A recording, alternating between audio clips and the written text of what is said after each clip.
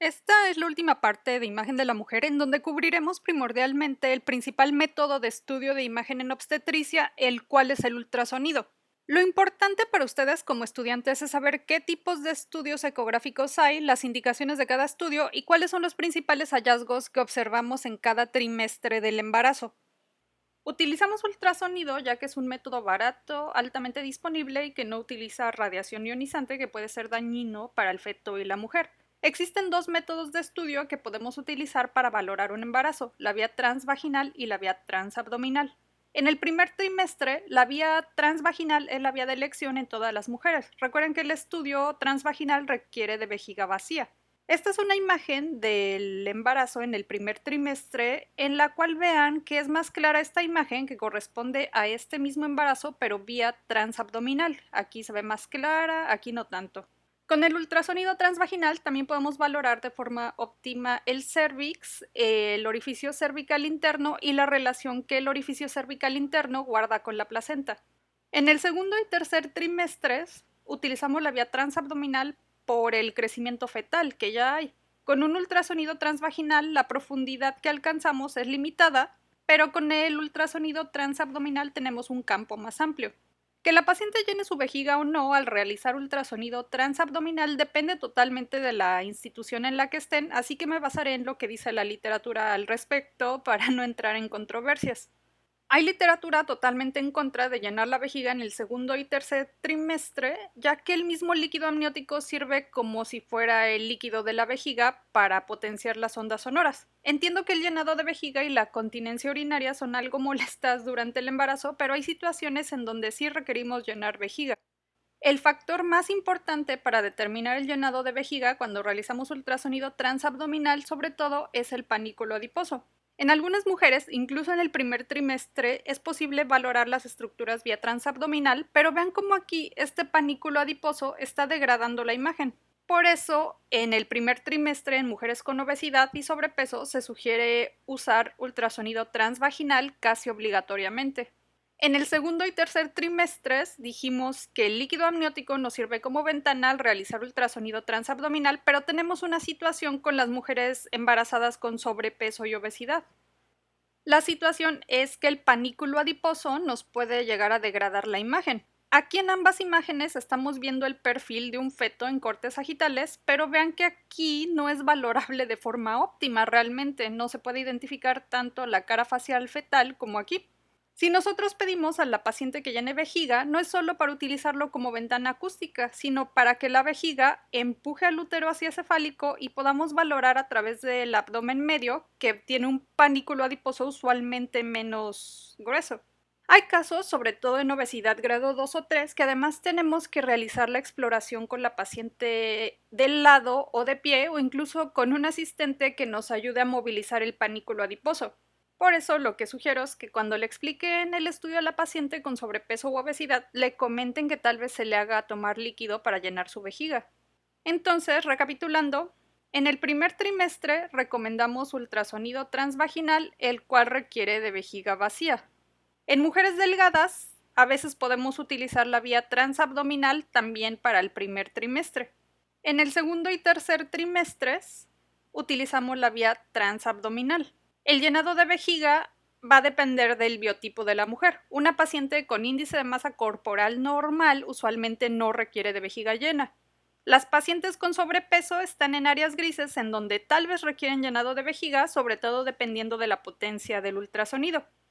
En pacientes con obesidad hay que comentar que tal vez vaya a requerir llenado de vejiga, a pesar de que pueda ya estar un poco avanzado el embarazo. Ok, entonces ya dijimos que hay dos vías, vía transvaginal y vía transabdominal. Hay diferentes tipos de estudio también. Algunas instituciones los manejan por niveles, ultrasonido obstétrico nivel 1 o nivel 2, y algunas otras instituciones del nivel 1 al 4, por lo que lo más sencillo es explicarlo de esta forma acorde a estos colegios o asociaciones. Tenemos tres tipos de estudios. El ultrasonido estándar es aquel estudio de rutina que realizamos a todas las pacientes sin factores de riesgo materno-fetales en el primer trimestre, en el segundo trimestre y tercer trimestre. Prácticamente el gran volumen de mujeres de edad reproductiva entra en este grupo. El segundo grupo es el ultrasonido especializado, el cual realizamos en embarazos de alto riesgo o embarazos en donde tenemos sospechas de alteraciones. En los embarazos de alto riesgo puede haber complicaciones obstétricas maternas, malformaciones anatómicas o alteraciones del cariotipo fetal. Principalmente esto ocurre en embarazos de mujeres de edad avanzada que corresponde a pacientes mayores de 35 años de edad, de acuerdo a la FIGO.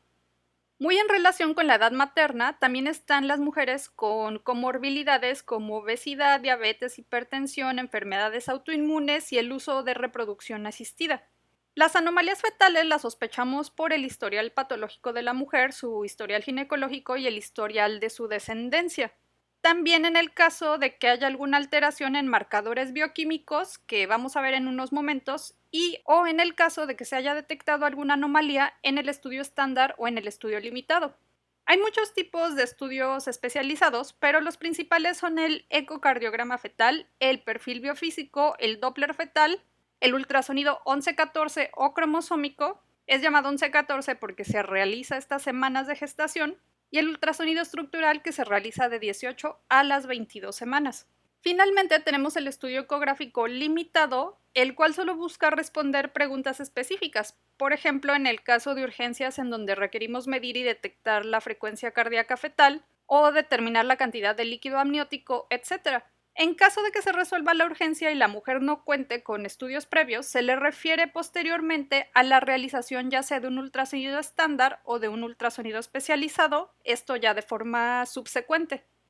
Actualmente tenemos muchos métodos de estudio bioquímicos disponibles para determinar la posibilidad de alteraciones cromosómicas o anatómicas fetales en embarazos de mujeres de grupo de riesgo que mencionamos en la diapositiva anterior.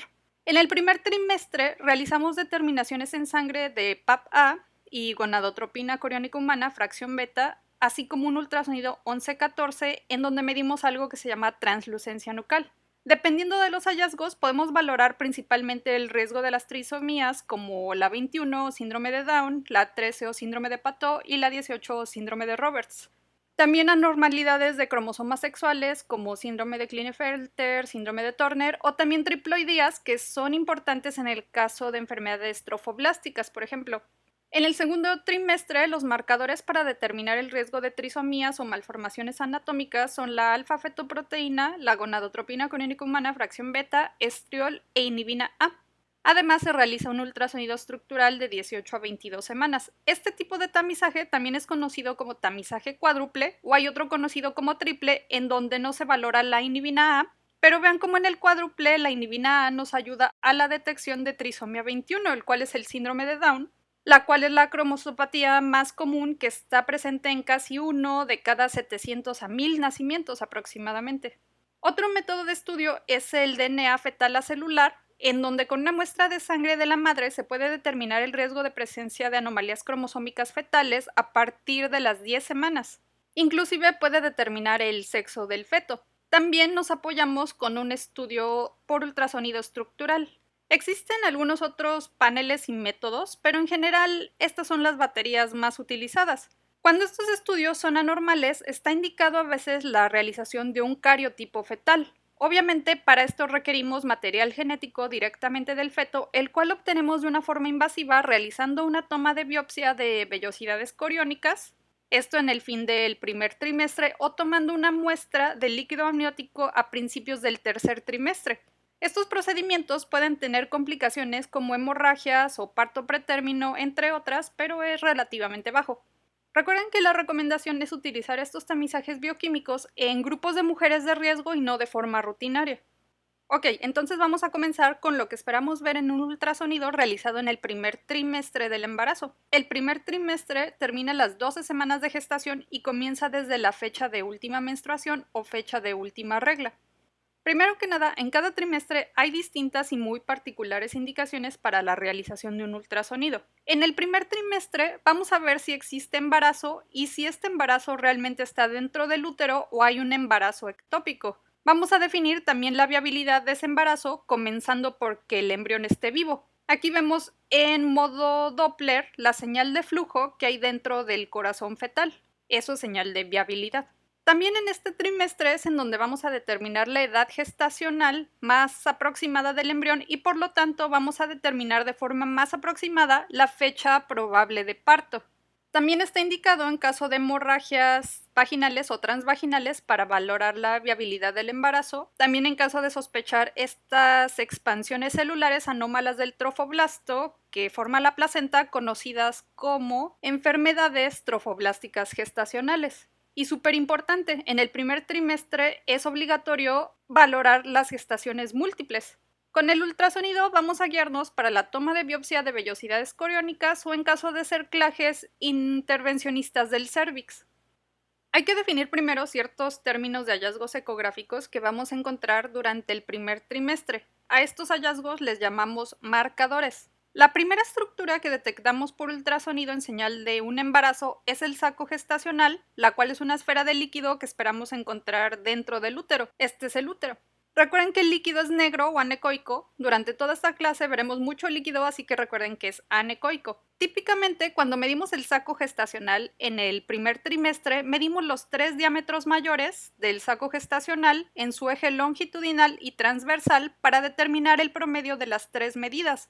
Este promedio usualmente lo conocemos como diámetro del saco gestacional. Conforme se desarrolla el embarazo, va a aparecer esta estructura esférica que corresponde al saco vitelino, el cual provee los nutrientes y oxígeno a los embriones en estas fases tempranas. Adosado al saco vitelino va a estar el embrión, que también conocemos como polo fetal o disco embrionario. Nos referimos como actividad cardíaca fetal a la visualización del movimiento cardíaco en el embrión, como lo estamos viendo ahí. Lo describimos como un parpadeo dentro del polo fetal visualizado de esta manera. El diámetro cráneo-caudal o cráneo-rabadilla se refiere a esta medida que tomamos de los embriones desde la cabeza hasta la región más inferior del sacro, sin considerar los miembros inferiores, ya que básicamente medimos estas estructuras que están plegadas en forma de C o en posición fetal. Con este diámetro cráneo-caudal o también longitud cráneo-caudal, medimos al embrión desde la 6ª semana hasta la 12ª semana aproximadamente. La 12ª semana corresponde al fin del primer trimestre. Hay típicamente dos maneras de medir la frecuencia cardíaca en los embriones y fetos, el modo M y el modo Doppler espectral. Debido a que en teoría queremos evitar las ondas de sonido de alta pulsación del Doppler espectral, en los embriones más pequeños utilizamos el modo M. Aparentemente el Doppler espectral causa elevación de la temperatura y daño celular en modelos animales y que obviamente queremos evitar en estas estructuras tan milimétricas como son embriones humanos. En la medición en modo M, lo que hacemos es situar esta barra sobre la actividad cardíaca del feto que se va a registrar a través del tiempo en esta barra. O sea, aquí esta barra nos está diciendo qué es lo que está pasando en esta línea vertical. Vean cómo esta sección de aquí a aquí corresponde a esta sección que es el espesor del útero. Luego sigue lo negro, que es el líquido amniótico. Luego esta parte que se ve en movimiento, pues corresponde a lo que está en movimiento dentro del feto, que es el corazón fetal, toda esta barra. Finalmente, pues tenemos la porción inferior del útero, que sería de aquí a acá. Entonces, vamos a situar nuestra barra sobre el movimiento cardíaco del embrión y a través del tiempo se forma esa barra de imagen en donde nos indica en qué sección está habiendo movimiento. Obviamente, como la estamos situando sobre la actividad cardíaca fetal, por eso estamos registrando cambios en esta banda que corresponde al feto. Posteriormente, vamos a medir ya sea un ciclo cardíaco de aquí a aquí o 2 ciclos cardíacos hasta acá, y esto nos va a determinar la frecuencia cardíaca fetal. Que sea 1 o 2 ciclos cardíacos depende del equipo de ultrasonido. En embarazos más avanzados ya podemos utilizar Doppler espectral o Doppler color en general. Aquí esta caja, esta pequeña cajita, nos va a indicar los cambios de flujo sanguíneo que hay en donde pongamos nuestro marcador. O sea, aquí vamos a ver el corazón y vamos a detectar los cambios de flujo sanguíneo que hay ahí. La máquina de ultrasonido nos los va a reflejar en un espectro en donde vemos picos sistólicos, que son estos, y valles diastólicos aquí. Sobre el corazón vamos a situar el marcador de lo que queremos muestrear e incluso podemos escuchar el flujo del ciclo que hay en esta muestra que tomamos. Vamos a determinar la frecuencia cardíaca fetal midiendo de pico sistólico a pico sistólico o en 2 picos sistólicos dependiendo la programación del equipo. Los límites de frecuencia cardíaca fetal dependen de la semana de embarazo o de la longitud cráneo-caudal, pero estos afortunadamente los tienen que memorizar hasta que lleven su bloque de obstetricia. Algunos radiólogos calculan la frecuencia cardíaca fetal con Doppler espectral en embriones menores de 12 semanas, pero continúa la recomendación de que en el primer trimestre utilizamos modo M y a partir de la 12ª semana podemos utilizar Doppler espectral. Vamos a recordar algo, la edad gestacional la comenzamos a contar desde la fecha de última regla o fecha de última menstruación, que es el día en que comienza el periodo menstrual. Obviamente, 2 semanas después, si la mujer es regular, va a ocurrir la ovulación. El óvulo tiene que ser fecundado dentro de las primeras 24 a 48 horas y a las 3 semanas va a ocurrir la implantación. A las 4 semanas usualmente es el momento en el que la prueba de embarazo sale positiva. De 3 a 4 semanas, cerca del 20 al 35% de las fecundaciones terminan como pérdidas preclínicas del embarazo. Estas, como son previas a que detectemos embarazos por ultrasonido o prueba de embarazo, pues pasan desapercibidas gran parte de las veces. Decíamos que posterior a las 4 semanas de gestación podemos ya tener una prueba positiva de embarazo. ¿Y cómo sabemos que esto sucede? Pues por el aumento de la gonadotropina coriónica humana, fracción beta, la cual detectamos en pruebas de orina, en donde detectan a partir de 25 a 50 de GCH, o las pruebas sanguíneas que detectan de 1 a 2 de GCH. Para decir que una prueba de embarazo es positiva, usualmente tiene que ser un nivel mayor a 25 de GCH. Recuerden que la GCH es un dímero que tiene una subunidad alfa y una subunidad beta. La GCH es secretada por el sincitio trofoblasto y luego la placenta posterior a la implantación. La subunidad alfa es idéntica a LH, FSH y TSH, es por eso que utilizamos la fracción beta para determinar propiamente el embarazo.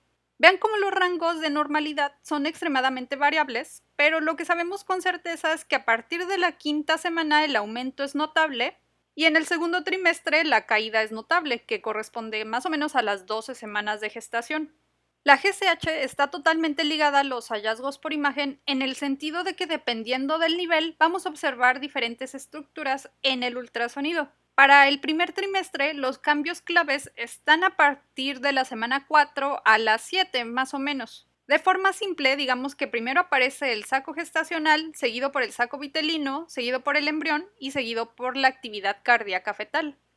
De acuerdo a especialistas en gineco-obstetricia, esta tabla es recomendable que la conozcan antes de que lleguen a su rotación de ginecología, sobre todo antes del internado. Nos interesa saber a qué edad gestacional vamos a ver los diferentes marcadores que ya vimos, ya sea por ultrasonido transvaginal o ultrasonido transabdominal. En teoría tendríamos que conocer el diámetro del saco gestacional acorde al marcador, pero esto es relativamente secundario. Lo que sí es importante saber es cuál es el mínimo de GCH beta que ya debe de haber cuando nosotros vemos cada marcador.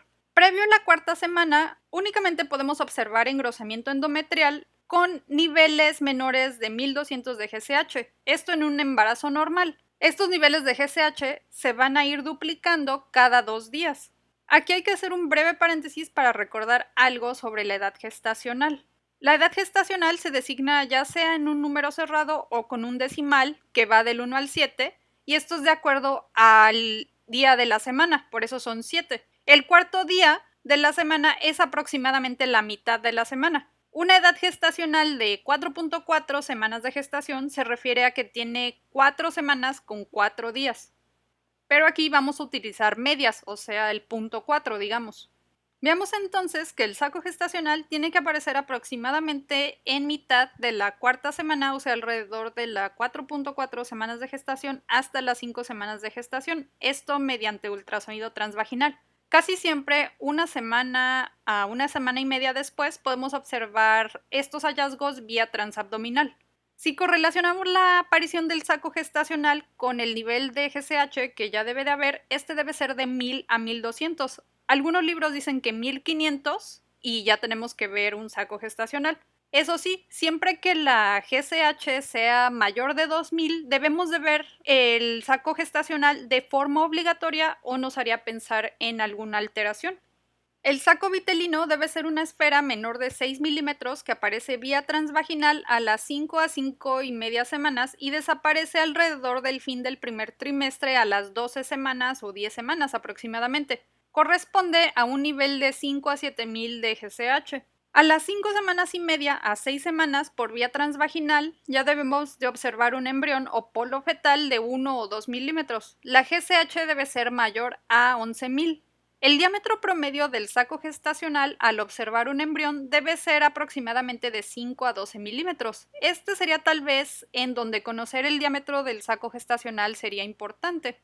La actividad cardíaca es casi concurrente con la aparición del embrión de mitad de la quinta semana a sexta semana, siempre con niveles mayores de 35.000 de GCH. Mis alumnos me preguntaban que si se tenían que saber todo esto, de preferencia les decía que sí, pero yo les exigía mucho. Tal vez lo más importante es saber que el saco gestacional debe de aparecer ya para la quinta semana con niveles aproximados de GCH de 1000 a 1500 y el hecho de que los hallazgos que vemos vía transvaginal aparecen casi una semana y media después por vía transabdominal. También lo que deben saber es la secuencia de hallazgos, que primero vemos saco gestacional, luego saco vitelino, luego embrión y luego vemos la actividad cardíaca en ese embrión. Entonces, recapitulando, a las 4 a 5 semanas vemos ya el saco gestacional con niveles de GCH de 1000 a 1200 o 1500. A la quinta semana vemos esta esfera dentro del saco gestacional en relación al saco vitelino con niveles de GCH de 5 a 7000. A las 6 semanas, adosado al saco vitelino, vemos el polo fetal o embrión con niveles de GCH mayores a 11.000. Así es que en estas primeras semanas pueden saber la edad gestacional aproximada dependiendo de lo que se vea en ultrasonido y los niveles de GCH. Esto es de utilidad sobre todo en mujeres que no recuerdan su fecha de última menstruación. Aquí ya vemos un embrión más grande a las 9 semanas. Vean cómo ya comienza a parecer humano con su cabeza y su tronco. Y vemos que este embrión está contenido dentro de esta membrana. Esta fina membrana corresponde al amnios que delimita la cavidad coriónica junto con el corión, que es esta placa. En esta cavidad coriónica se encuentra el saco vitelino, el cual nunca debe medir más de 6 milímetros. Por dentro del amnios está la cavidad amniótica, en donde se encuentra siempre el embrión que posteriormente forma un feto. La cavidad amniótica se va a ir expandiendo y el saco vitelino se va a degradar alrededor de la semana 10 a 12, por eso ya no la vemos aquí. Esta imagen corresponde a un feto de 13 semanas de gestación que corresponde ya al inicio del segundo trimestre del embarazo.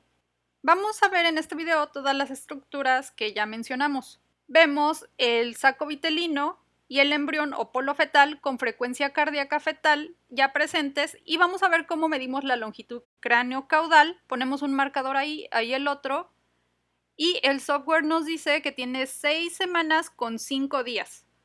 Vean cómo además se ven estos dos anillos que están en relación con la decidua capsular y la decidua parietal. Además está la decidua basal, que es el sitio en donde se forma la placenta. Todos estos hallazgos corresponden adecuadamente al desarrollo esperado a las 6.5 semanas de gestación que tiene este embarazo.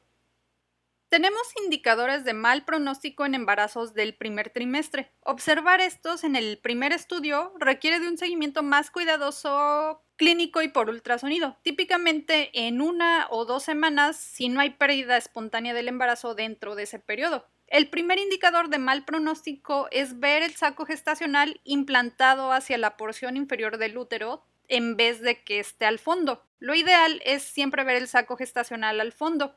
También es de mal pronóstico ver este saco gestacional de forma irregular, ya que lo ideal pues es ver un saco gestacional redondo u oval. Otro marcador es ver un saco vitelino muy grande. Recuerden que lo normal es menor a 6 milímetros.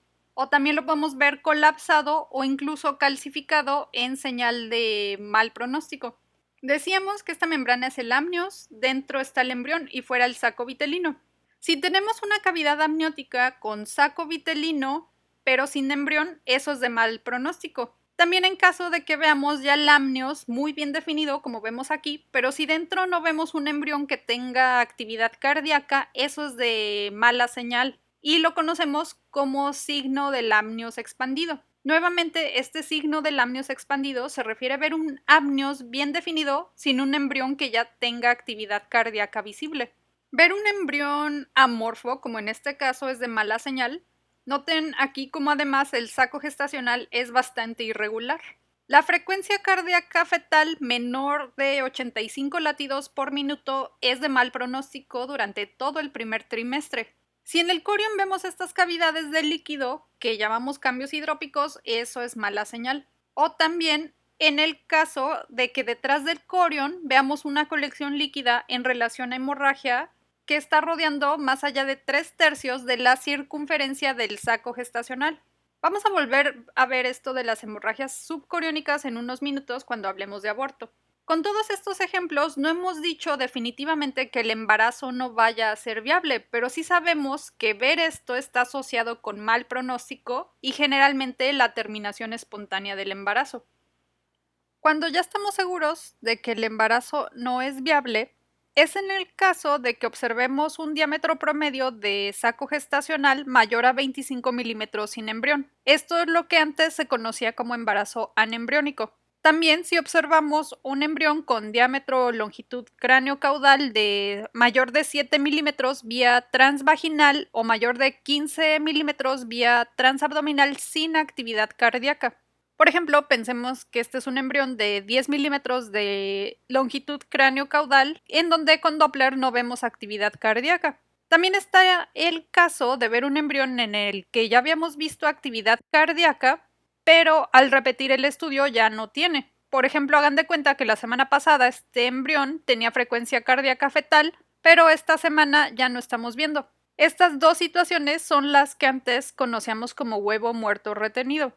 Si en un ultrasonido temprano vemos un saco gestacional y un saco vitelino, asumiríamos que tiene ¿cuántas semanas? Si vemos un saco vitelino, sabemos que tiene de 5 a 5 y media semanas. Por lo que si después de 11 días volvemos a revisar y no hay embrión, esto es ya una falla porque el embrión aparece a más tardar 2 semanas después del saco vitelino. Si en un ultrasonido vemos un saco gestacional, asumimos que tiene de 4 y media a 5 semanas, y si más allá de 14 días volvemos a revisar y no hay saco vitelino, esto también es una falla temprana porque el saco vitelino aparece a más tardar una semana después. Ambos serían embarazos anembriónicos. Realmente estos términos de embarazos anembriónicos y huevo muerto retenido ahora caen en estas categorías de falla temprana del embarazo. En general, a veces puede ser difícil el manejo de estas pacientes, por lo que a veces muchas mujeres suelen decidir esperar a una revisión en donde gran parte de las veces ocurre evacuación espontánea del útero y solo en raras ocasiones habría que evacuar el útero ya sea mediante legrados, aspiración o con tratamiento médico. Lo de la evacuación espontánea o no espontánea del útero está muy en relación con el aborto. Durante el primer trimestre del embarazo, las causas más comunes de hemorragia transvaginal o vaginal son el aborto, el embarazo ectópico y las enfermedades trofoblásticas de la gestación. El trofoblasto, recuerden que es el responsable de la implantación mediante su cito y su sincitio trofoblasto, y posteriormente este va a formar la placenta.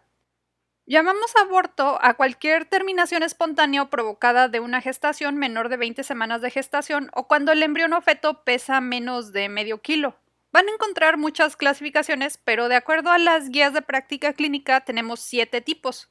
Principalmente tenemos que fijarnos qué ocurre con el embrión, qué ocurre con el cérvix y las membranas amnióticas, así como si hay sangrado transvaginal o no. Amenaza de aborto se refiere a que la paciente va a tener hemorragia transvaginal sin cambios en el cérvix, pudiendo existir o no contracciones uterinas. Como su nombre lo dice, no es definitiva, así que vamos a encontrar a un embrión o feto vivo. En el aborto completo, el feto y membranas, así como la placenta, van a ser expulsados, por lo tanto el cérvix ya no va a estar dilatado posterior a que esto ocurra. O sea, en pocas palabras, vamos a encontrar una cavidad uterina vacía. En el aborto diferido no hay hemorragia transvaginal ni expulsión del embrión o feto, pero este ya no tiene actividad cardíaca, por lo tanto aquí los ginecólogos deben de evacuar la cavidad. Los términos de aborto en evolución e inevitable están muy en relación uno con el otro. Vean cómo en ambos hay hemorragia transvaginal, pero en el aborto en evolución hay cambios cervicales y contracciones uterinas, a diferencia del inevitable, en donde no hay cambios en cervix ni contracciones uterinas, pero sí hay ruptura de membranas. Lo que define principalmente al aborto en evolución son las modificaciones cervicales y al aborto inevitable es la ruptura de membranas. Vean que difiere. Algunos consideran que también la dilatación del cervix forma parte del espectro de aborto inevitable, pero las guías nos dicen que no hay, así que más que nada consideren las membranas rotas como la característica principal del aborto inevitable. El aborto incompleto se refiere a que se expulsó parcialmente el contenido de la gestación, pero pueden quedar restos fetales o de membranas o placenta. Obviamente esto ocurrió a través de un cérvix dilatado. A final de cuentas, en estas tres situaciones, tanto en aborto en evolución, inevitable e incompleto, estos tres se tratan mediante aspiración o legrado cuando el embarazo tiene menos de 11 semanas y con inducción con misoprostol posterior a las 12 semanas. El aborto séptico se refiere a que hay una sobreinfección de la pelvis o útero en cualquiera de las circunstancias anteriores. En este caso es completamente clínico el diagnóstico, ya que por imagen no podríamos definir si el aborto es séptico o no.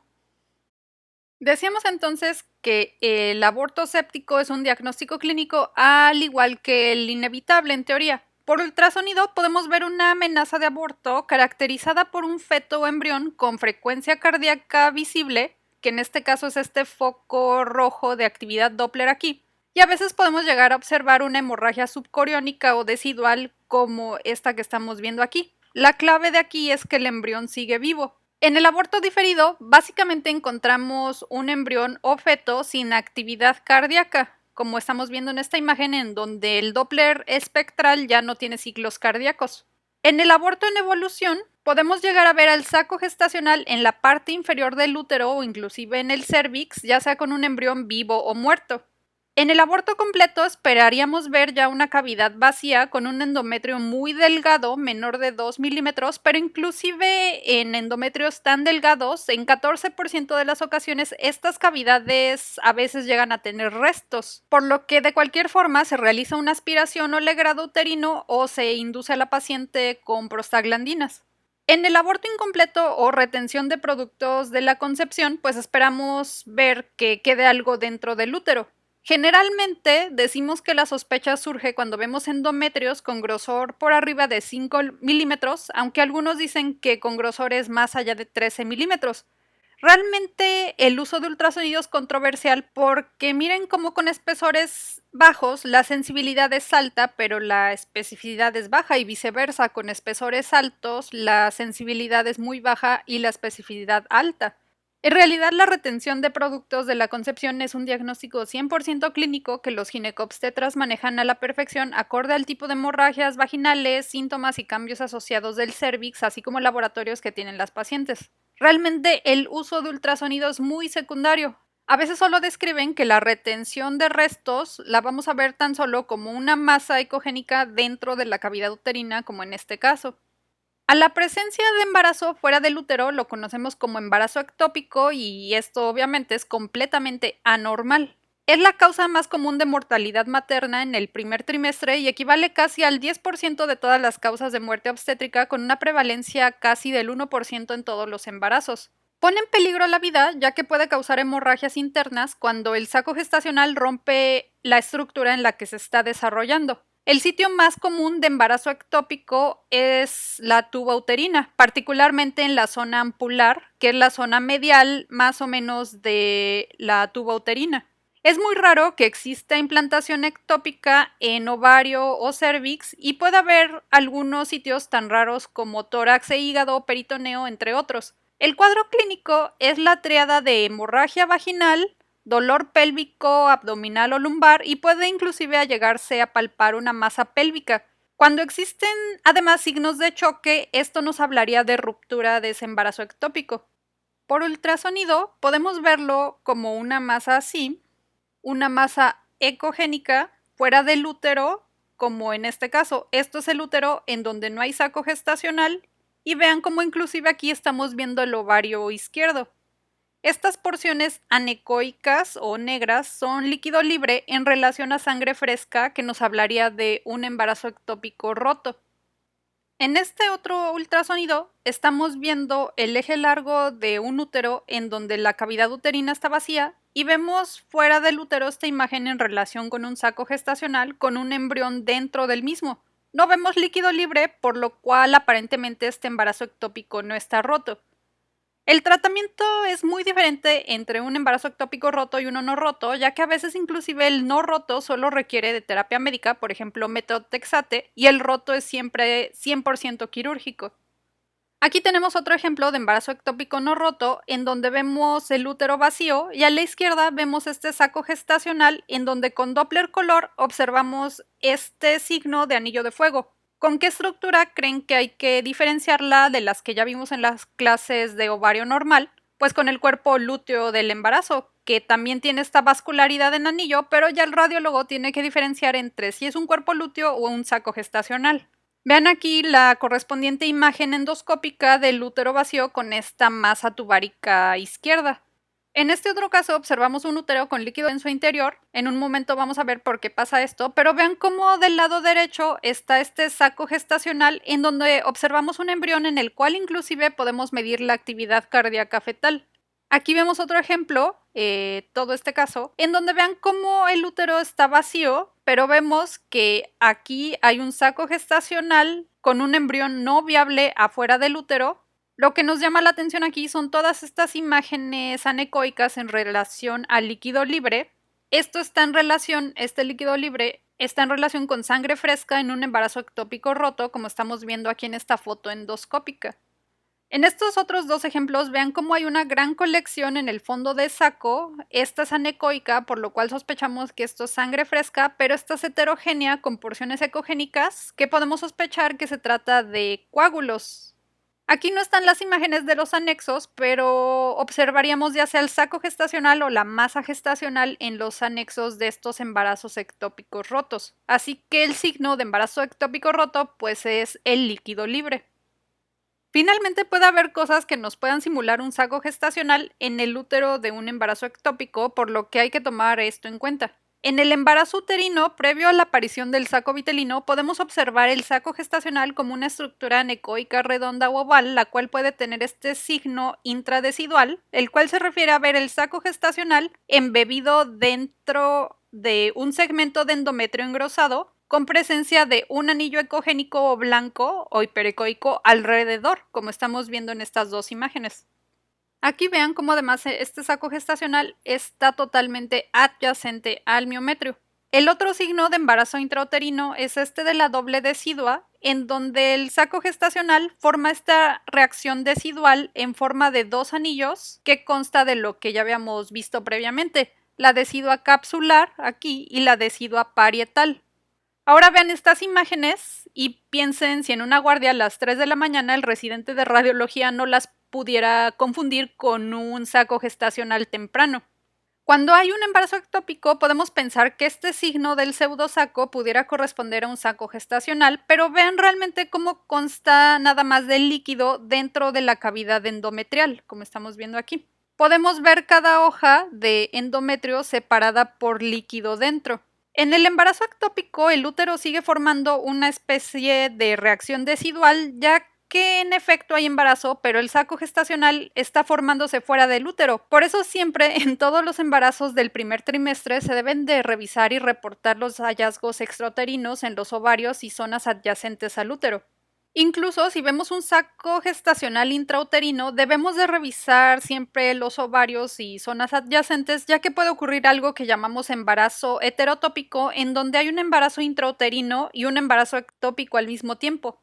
Estos embarazos heterotópicos no son infrecuentes, principalmente en caso de reproducción asistida, por lo que las pacientes deben tener seguimiento por ultrasonido muy continuo.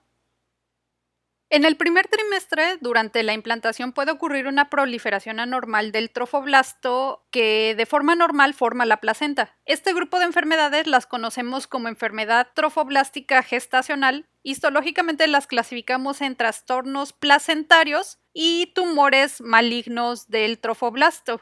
Los trastornos placentarios son la mola completa y la mola incompleta. Los tumores malignos son la mola invasiva, el coriocarcinoma y un tumor raro conocido como tumor trofoblástico del lecho placentario.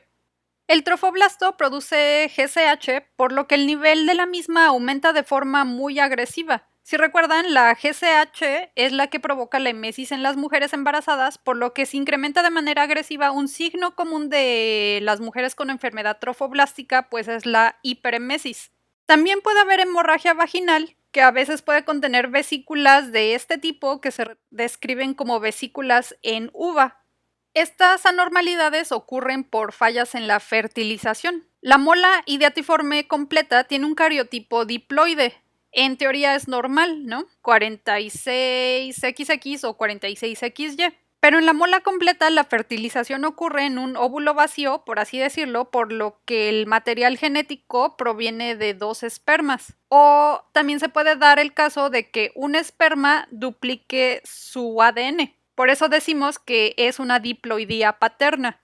La mola parcial es triploide, ya que la fertilización ocurre en un óvulo haploide normal por dos espermas o uno con un esperma diploide. Aquí la presencia de cromosomas maternos es la cual la diferencia de la completa.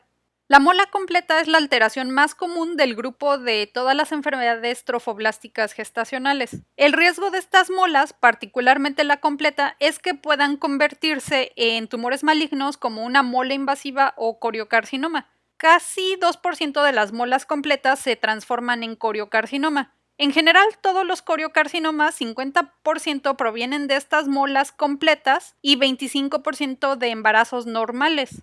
Por ultrasonido, una mola completa o incompleta tiene la característica de que dentro del útero vamos a ver una masa con patrón quístico en racimo de uvas. Antiguamente esto se conocía como un signo de tormenta de nieve porque la resolución de los ultrasonidos no era buena antes, pero actualmente ya podemos definir todos estos quistes anecoicos dentro de la cavidad uterina. La mola incompleta tiene la característica de que además podemos encontrar partes fetales o amnióticas, además de la masa quística, como estamos viendo aquí, en donde estamos viendo algo que parece feto. Vean aquí el aspecto de esta masa quística y otro ejemplo de mola parcial con este embrión que estamos viendo aquí. Vean toda esta masa quística. El ginecólogo siempre debe realizar dilatación y curetaje de la cavidad uterina y realizar mediciones periódicas de GCH, la cual debe regresar a niveles no detectables si la mola es benigna y totalmente removida. Si no es así, habrá que sospechar una mola invasiva o coriocarcinoma, lo cual requiere terapia adicional como histerectomía, quimioterapia o ambas. Si tenemos niveles muy altos de GCH, ¿qué creen que veríamos en los ovarios? Si recuerdan de la clase de ovarios, decíamos que pueden aparecer quistes decaluteínicos cuando hay niveles muy altos de GCH. Debido a que ha incrementado el uso de la reproducción asistida, las gestaciones múltiples también han incrementado. Las gestaciones múltiples están asociadas a mayor mortalidad perinatal, es por eso que siempre se requiere de una vigilancia muy estrecha con estos embarazos. Vamos a revisar este tema con dos productos como ejemplo, porque es lo más común y lo más sencillo, pero todo esto lo debemos estudiar en gestaciones de 2, 3, 4, 5 o 9 productos, los que sean. Está la posibilidad de que los fetos sean idénticos o no idénticos, conocido también como fraternos. Esto está dictado por la cigosidad. Cigosidad se refiere a cuál es el cariotipo de cada embrión. Los gemelos disigóticos tienen un cariotipo diferente, inclusive pueden ser de diferentes sexos.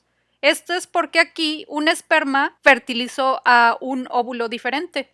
Los gemelos monocigóticos tienen un cariotipo similar. Hubo aquí solo un esperma que fertilizó a un óvulo y el cigoto se dividió aquí generando dos productos. En teoría por ultrasonido podemos predecir la cigosidad, pero hay situaciones que se sobreponen. Se ha propuesto ver cuántos cuerpos lúteos hay en los ovarios. Si hay dos es disigótico y si hay uno es monocigótico, pero aún esto no es la norma. Es más importante por el pronóstico determinar el número de placentas que se van a formar, esto referido como corionicidad, y el número de sacos amnióticos o amnionicidad. Puede haber gemelos con dos placentas, ya sea placentas separadas o placentas juntas. Estos son dicoriónicos. Y también puede haber gemelos con una sola placenta que son monocoriónicos. Los gemelos con dos placentas tienen dos sacos amnióticos, o sea, son diamnióticos, y tienen además dos sacos vitelinos cada uno. Los gemelos con una placenta monocoriónicos pueden tener dos sacos amnióticos o un solo saco amniótico. Por lo tanto, pueden ser monocoriónicos diamnióticos o monocoriónicos monoamnióticos.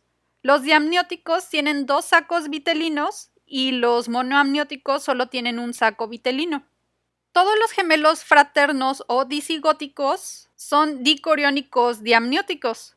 Pero vean cómo el hecho de tener dos placentas no excluye que los embriones puedan ser idénticos o monocigóticos en casi un tercio de los casos.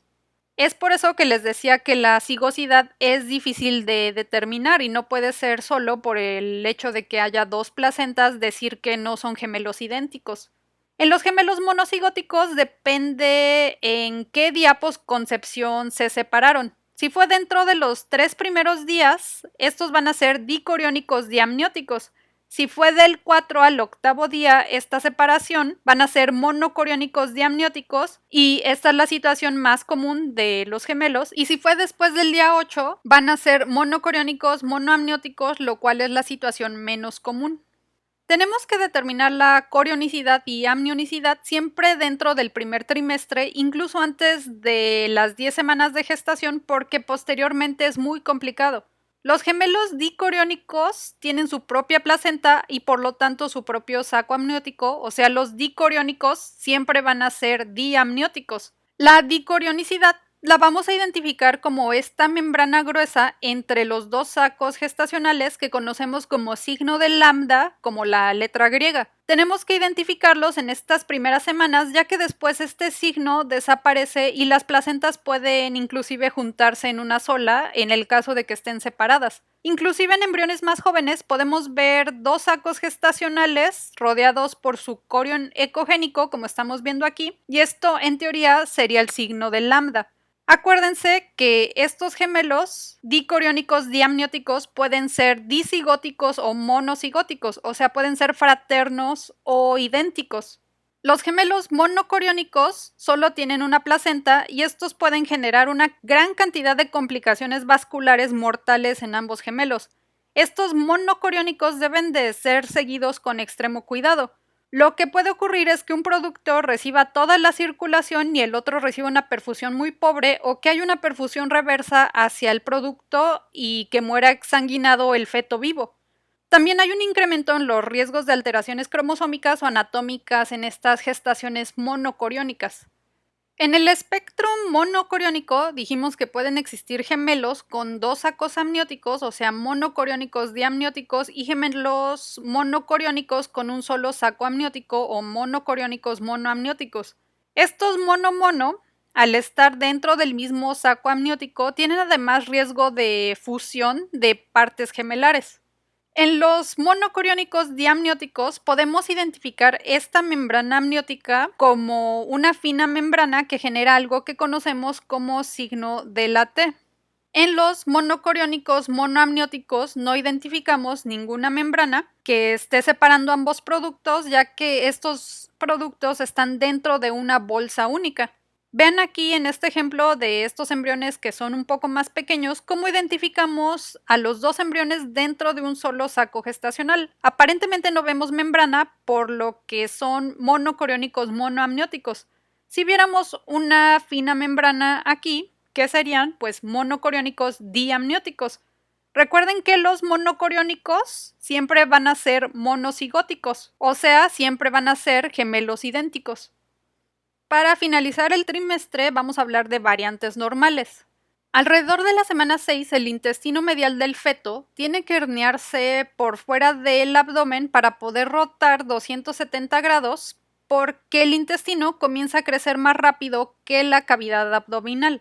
Esta herniación ocurre siempre en la base del cordón umbilical. Nos podría parecer una malformación anatómica de la pared abdominal, pero es algo completamente normal en un ultrasonido realizado a las 6 a 8 semanas de gestación. Antes de las 12 semanas de gestación, el intestino regresa normalmente a la cavidad. Esta herniación del intestino medio lo vamos a ver como una imagen ecogénica que sale del abdomen fetal, en donde se inserta aquí el cordón umbilical. Esta imagen corresponde a una imagen transversa de este mismo feto, y aquí estamos viendo la reconstrucción en 3D, cómo está este saco en donde se está insertando el cordón. Hay que tener en cuenta la existencia de esta herniación normal y diferenciarlo de alteraciones de la pared abdominal como el onfalocele, en donde los intestinos salen a través de un defecto de la pared abdominal, incluso el hígado también, pero estos van a estar recubiertos por una membrana de peritoneo. También hay que diferenciarlo de la gastrosquisis, en donde todos los intestinos los vamos a visualizar afuera de la cavidad abdominal, suspendidos en el líquido amniótico. Tanto el onfalocele y la gastrosquisis las veríamos posterior a las 12 semanas de gestación. Así que siempre y cuando veamos esto que desaparece antes de las 12 semanas de gestación, es completamente normal.